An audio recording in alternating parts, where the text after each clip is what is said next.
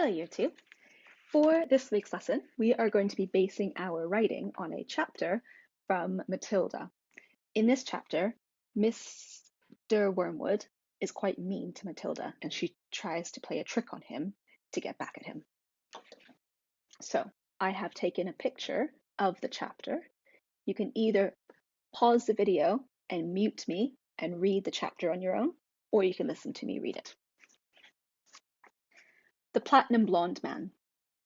There was no doubt in Matilda's mind that this latest display of foulness by her father deserved severe punishment, and as she sat eating her awful fried fish and fried chips and ignoring the television, her brain went to work on various possibilities. By the time she went up to bed, her mind was made up. The next morning, she got up early and went into the bathroom and locked the door. As we already know, Mrs. Wormwood's hair was dyed a brilliant platinum blonde, very much the same glistening silvery color as a female tightrope walker's tights in a circus. The big dyeing job was done twice a year at the hairdresser's, but every month or so in between, Mrs. Wormwood used to freshen it up by giving it a rinse in the wash basin with something called platinum blonde hair dye extra strong. This also served to dye the nasty brown hairs that kept growing from the roots underneath. The bottle of platinum blonde hair dye extra strong was kept in a cupboard in the bathroom, and underneath the title on the label were written the words, "Caution, this is peroxide. Keep away from children." Matilda had read it many times with fascination. Matilda's father had a fine crop of black hair, which he parted in the middle, and of which he was exceedingly proud. "Good strong hair," he was fond of saying, "means there's a good strong brain underneath." "Like Shakespeare," Matilda had once said to him.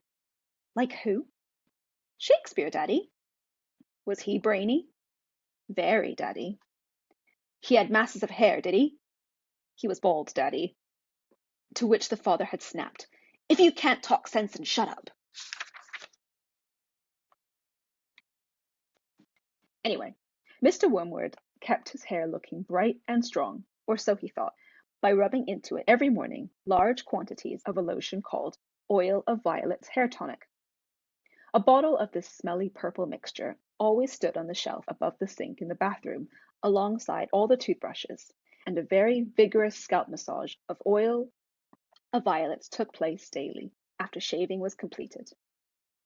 This hair and scalp massage was always accompanied by loud masculine grunts and heavy breathing and gasps of, "Ah, that's better, that's the stuff, rub it right into the roots," which could be clearly heard by Matilda in her bedroom across the corridor. Now, in the early morning privacy of the bathroom, Matilda unscrewed the cap of her father's Oil of Violets and tipped 3/4 of the contents down the drain. Then she filled the bottle up with her mother's platinum blonde hair dye extra strong.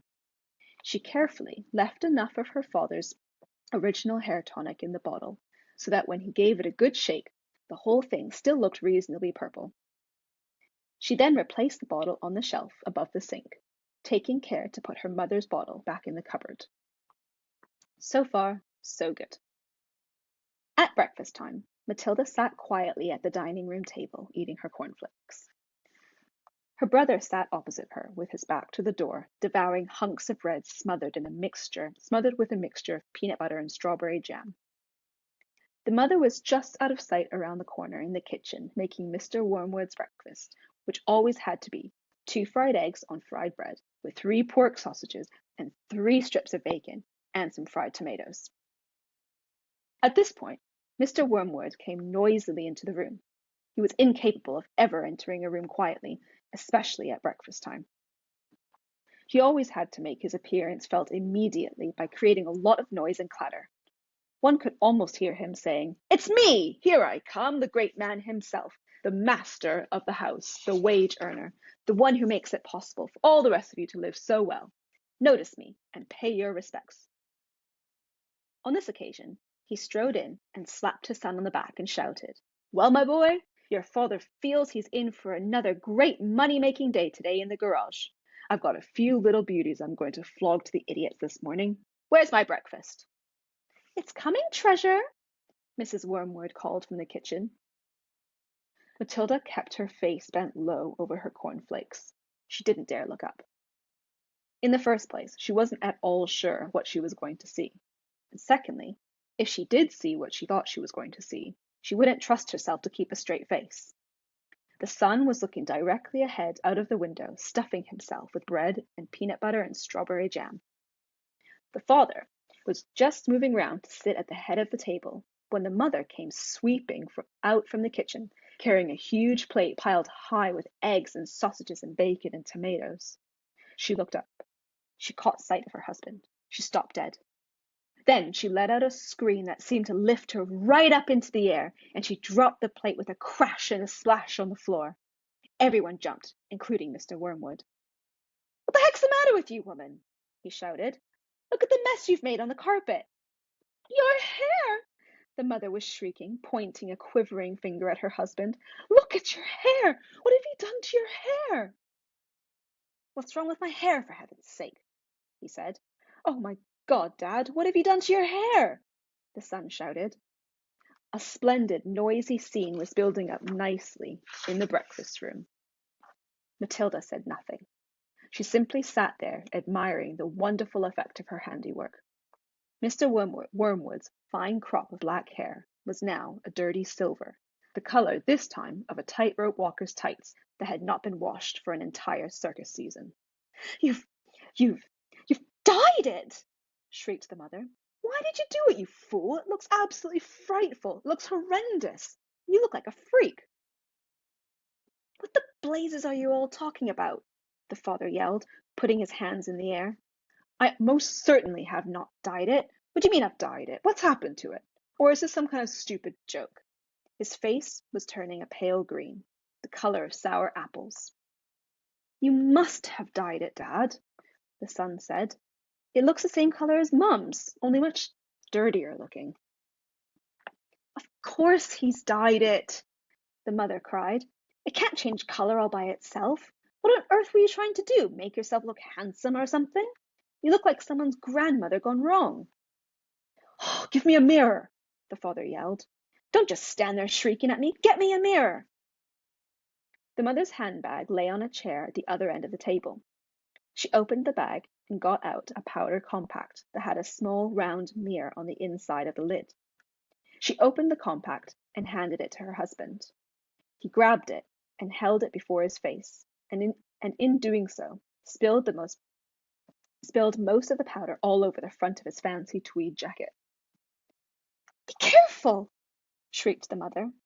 "Now look what you've done. That's my best Elizabeth Arden face powder." "Oh, my God!" yelled the father, staring at the little mirror. "What's happened to me? I look terrible. I look just like you, gone wrong. I can't go down to the garage selling cars like this. How did it happen?" He stared around the room, first at the mother, then at the son, then at Matilda. "How could it have happened?" he yelled.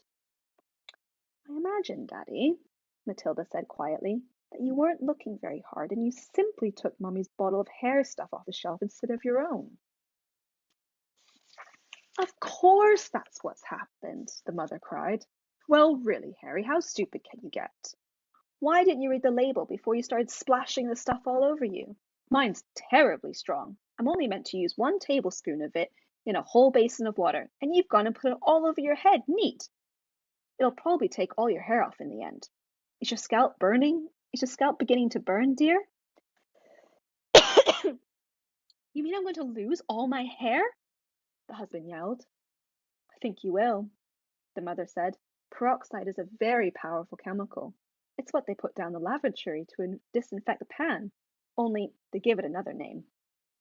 "What are you saying?" the husband cried. "I'm not a lavatory pan. I don't want to be disinfected." "Even diluted like I use it," the mother told him, "it makes a good deal of my hair fall out, so goodness knows what's going to happen to you. I'm surprised it didn't take the whole top of your head off." "What shall I do?" wailed the father. Tell me quick what to do before it starts falling out."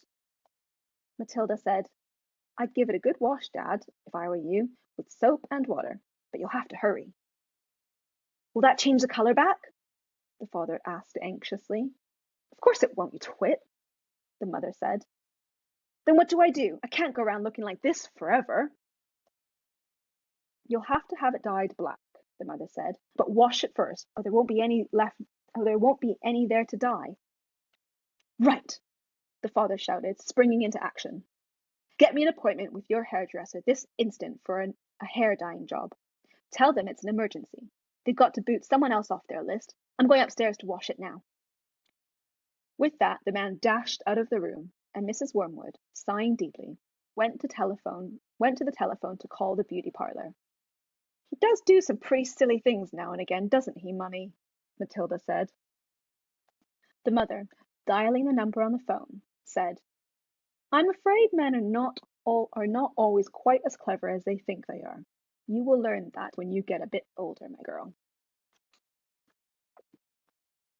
That's the end of the chapter.